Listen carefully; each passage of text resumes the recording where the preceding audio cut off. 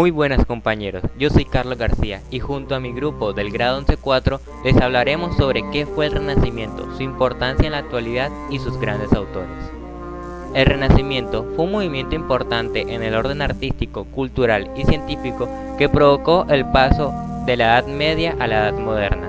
Surgió en Italia en el siglo XIV y continuó hasta el siglo XVII en toda Europa. La principal característica del Renacimiento fue el humanismo o también antropocentrismo, donde por primera vez el hombre pasó a ser el centro de todo, mientras que en la Edad Media fue el teocentrismo, donde Dios era el centro de todo y el creador de todo. De acuerdo a algunos autores, fue el movimiento de ruptura que surgió en oposición a la oscuridad cultural e intelectual de la Edad Media. Es conocido como el periodo de transición entre la Edad Media y la Edad Moderna, que se produjo sobre todo en Italia y se extendió por toda Europa. Importantes acontecimientos artísticos y culturales marcaron este movimiento e invadieron el occidente del siglo XV. El desarrollo de las artes, de la ciencia, de la economía y de la política hizo adormecer en la eternidad los pensamientos medievales. Hola, buenos compañeros, es mi turno. Yo soy Juan Pablo García Gómez y como dijo mi compañero Carlos García, el Renacimiento fue una etapa muy importante de transición, pero en este caso yo hablaré sobre la importancia principal que tuvo esta. Pese a que, si somos fieles a la historia, en la Edad Media fue un periodo oscuro y se ha pintado de esta forma. En el Renacimiento algo fue mucho más luminoso, fue algo más renacentista, o sea, renació la humanidad. Y es que se destacó como un periodo en el cual el ser humano tuvo la voluntad de volver al camino de la ciencia y la lógica. Estos caminos fueron inaugurados por los grandes filósofos griegos, ya que habían dominado élites culturales de imperios romanos, hasta la llegada de un cristianismo que en muchos casos se presentó fanático y dogmático. Uno de los grandes exponentes culturales de este movimiento están en Italia y se le conocen con los nombres de arquitectos, escultores, escritores, pintores, inventores. Un claro ejemplo está Filippo Brunelleschi, pintores como Rafael, Botticelli, Tiziano, Tintoretto y los grandes artistas multidisciplinarios conocidos como el Miguel Ángel y el grandísimo Leonardo da Vinci. Los personajes y las familias que buscaban ser influyentes en las comunidades y en estos reinos encontraron una vía de escalar hacia el poder mediante el patrocinio de artistas y obras, de forma que sus ciudadanos apreciaron su poderío y les brindaran su apoyo. Así, Europa se reencontró con los clásicos griegos y latinos, ya que eran prohibidos y perseguidos en las edades medias y también desacreditados por la Iglesia durante siglos. Esto aportó nuevos aires a las culturas europeas que le hicieron volver a ciertas raíces y empezó a darse una cierta separación entre la Iglesia y el Estado. Ya se hablan de estados laicos, entre la religión y la vida civil, aunque este camino no se completara en algunos casos hasta los siglos XIX o XX.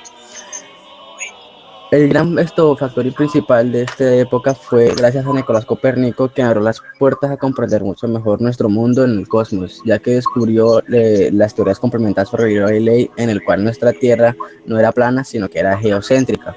Y ahí salió la teoría heliocéntrica, en la que la Tierra gira alrededor del Sol y el Sol alrededor de ella. Otro aspecto importante de esta fue que llegaron a descubrir de nuevos continentes, los cuales el continente americano muy conocido. Esto conllevó a que se extendiera más el mundo y un poder intelectual. Llevaron a grandes periodos de conquistas y de colonias, los cuales renacieron entre sí. Todo esto fue gracias a al Renacimiento y cabe resaltar que sin él no estaremos aquí y seríamos simplemente otro estado dirigido por la iglesia y con mentes cerradas. A continuación, mi compañero. Bueno, el turno ahora es para mí, soy Olga Torres y en esta ocasión explicaré cómo se originó el Renacimiento.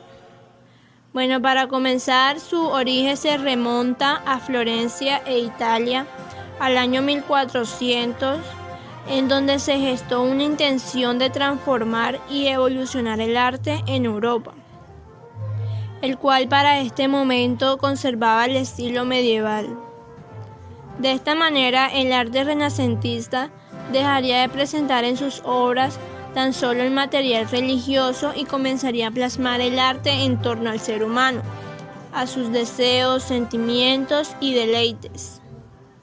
Este movimiento artístico generó un nuevo abanico de estilos, tales como la creación de retratos, las obras al desnudo y los cuadros de mitología y paisajes.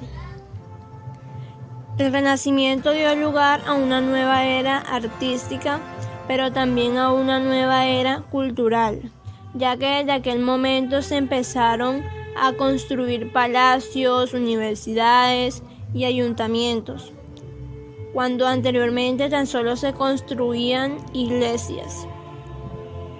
Aunque sus cambios fueron lentos y rigurosos, finalmente se logró el cometido y hubo un cambio significativo en el arte, transformación que brindó innovación y progreso, consecuentemente al campo social y científico. Mi nombre es Andrés Morato y les voy a hablar sobre los cambios que hubo con el Renacimiento. En primer lugar tenemos al humanismo. En la Edad Moderna comprende un periodo que transcurre desde finales del siglo XIV hasta el siglo XVIII. Sin embargo, para la gran mayoría de los historiadores de la Edad Moderna, se inicia en el año 1453 con la caída de Constantinopla en poder de los turcos y finalizaría en el año 1789 con el inicio de la Revolución Francesa. El dominio de las lenguas griegas y el latín.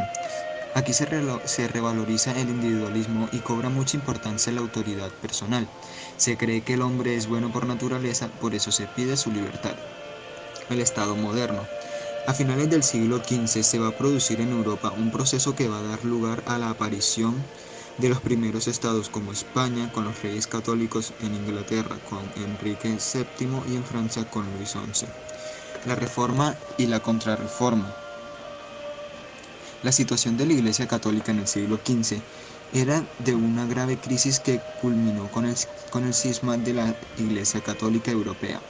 Las causas de esta situación se debían fundamentalmente a la mala preparación teológica de sacerdotes y monjas, falta de preparación religiosa, había corrupción en la Iglesia puesto que los cargos eclesiásticos también se vendían bulas e indulgencias, y había una gran relajación de las costumbres. Ante estos hechos, un monje agustino llamado Lutero, en el año 1517, protesta ante esta situación. A partir de aquí, Lutero desarrolla una nueva religión que se basa en el hombre se salva por la fe y no por las buenas obras. En materia disciplinar se tomaron las siguientes medidas. Se crearon los seminarios que tenían como fin preparar intelectual y teológicamente a los futuros sacerdotes. Se obligó a los sacerdotes a que predicaran el evangelio en los días festivos. Se exigió que los obispos residieran en sus diócesis y visitaran sus parroquias. En arquitectura se darán las siguientes características. Se realizan iglesias con plantas de cruz latina y palacios con muros almohadillados. Se utilizan las columnas clásicas y se decoran las fachadas con frontones, con guirnaldas y miraflores. ¿Qué consecuencias trajo el Renacimiento a la literatura? Bueno, las consecuencias que trajo el Renacimiento a la literatura se dice que se renovó la cultura clásica grecolatina, pérdida en el interés por las cuestiones religiosas, recuperación de obras de literaturas clásicas, nuevo pensamiento que sustituyó al teocentrismo medieval, resurgimiento de la antigua filosofía clásica, creación de la ciencia política moderna.